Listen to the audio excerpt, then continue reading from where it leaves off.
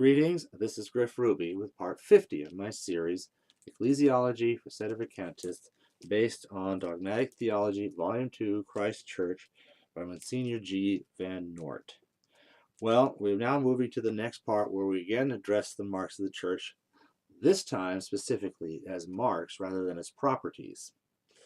But to introduce this section, I'm going to kind of take a short journey, maybe a little tad, I wouldn't say quite off the wall, but kind of into a different area as kind of a loose illustration of something.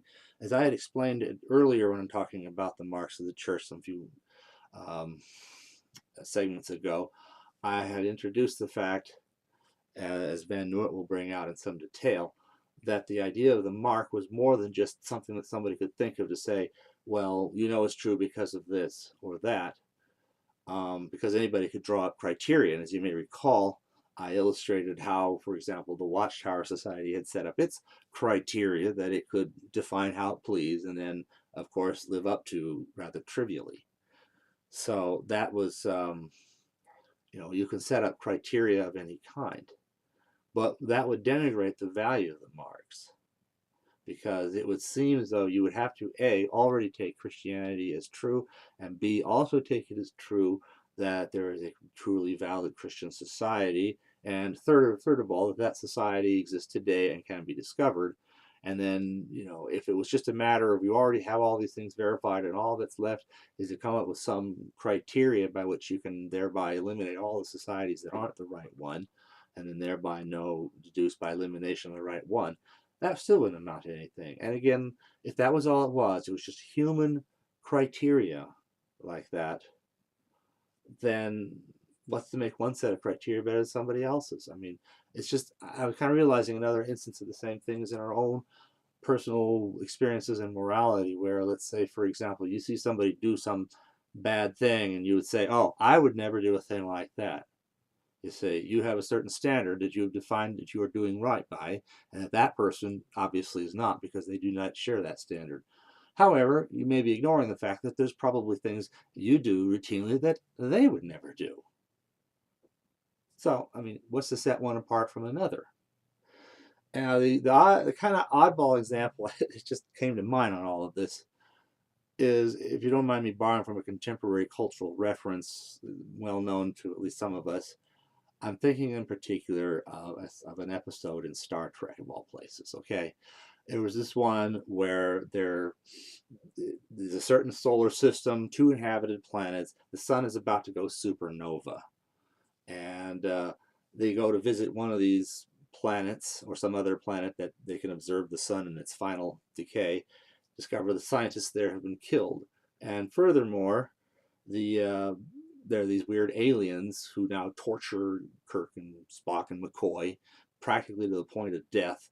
And then this woman, whom McCoy nicknamed Jem, heals them in some empathic way. She takes the sickness upon herself, endures it for a moment, and then heals it within herself.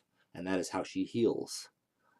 And the whole question was this: what were these aliens doing? And the explanation comes at the end that, well, we cannot save both planets. We just don't. That's outside our ability. Well, we had to know which planet was worth saving. And as one reviewer put it, let's see here.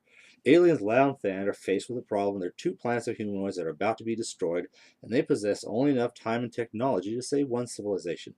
They seem to care a great deal about making the right choice in the matter. As if that's a sarcastic way of saying, all this, horrible, torture and miserable was just so they could make a choice. Eeny, meeny, miny, mo. Which planet are we going to save? Well, let's try torturing a bunch of people, and then we'll have an answer. No, but I think that's kind of a short-sighted understanding. I mean, it's a stupid story, but give the writer some credit, at least a little more credit where credit is due. The idea really wasn't just we're all going to save a planet, eeny, meeny, miny, mo, which one? You wouldn't need to do that. You flip a coin. But what they really needed was this.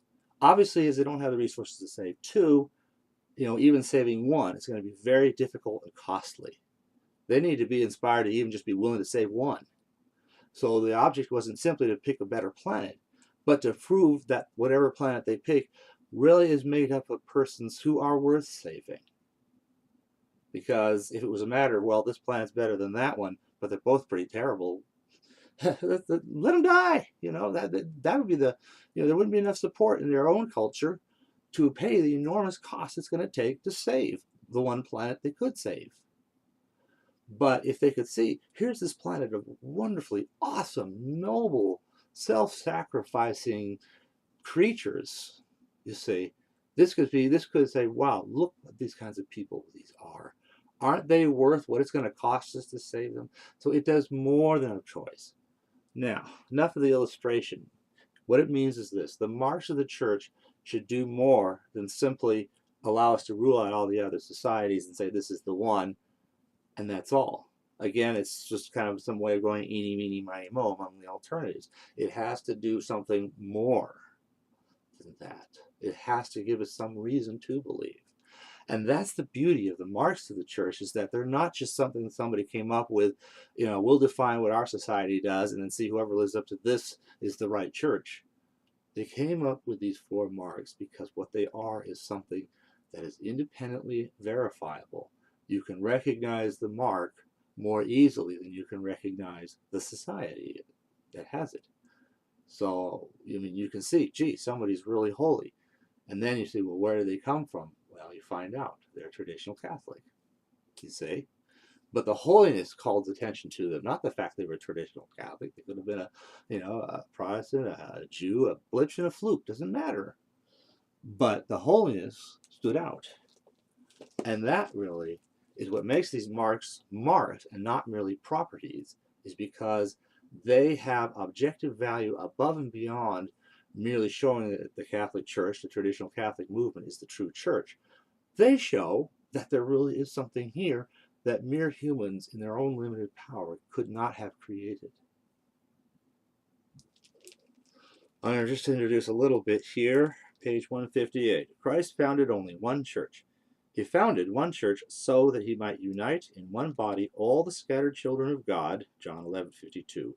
Unfortunately, there have come into existence many religious societies which claim the name of Christ, and every single group of heretics considers its members to be the best Christians of all, and its church to be the Catholic Church. It is absolutely necessary, then, for priests and all who have a duty to rescue souls in error to have a thorough knowledge of the ways in which the genuine Church of Christ can be recognized and distinguished from all heretical or schismatic bodies. That Christ's Church is distinguishable from all counterfeits and can be clearly and surely recognized, no Christian will doubt.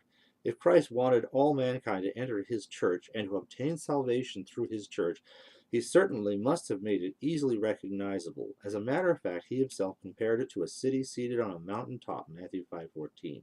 Christ's own church can be distinguished from all man-made imitations by its essential qualities or properties. When these properties are used as criteria for distinguishing the true church from all counterfeits, they are called marks. First, we shall investigate abstractly what marks belong to the church founded by Christ. Secondly, we shall scrutinize the various Christian societies to see which one of them verifies these marks. But as it will go on into in future sections, like I've just illustrated before, the marks do more than simply set up a set of criteria and see what body lives up to these, and that's how you define it. The criteria themselves have something more to them, you see, that show that the ability to meet these criteria is the ability of something possessed only by an institution that is guided by the Holy Ghost, by more than mankind. So, anyway, more about that, and we will get into that in future installments. Thank you.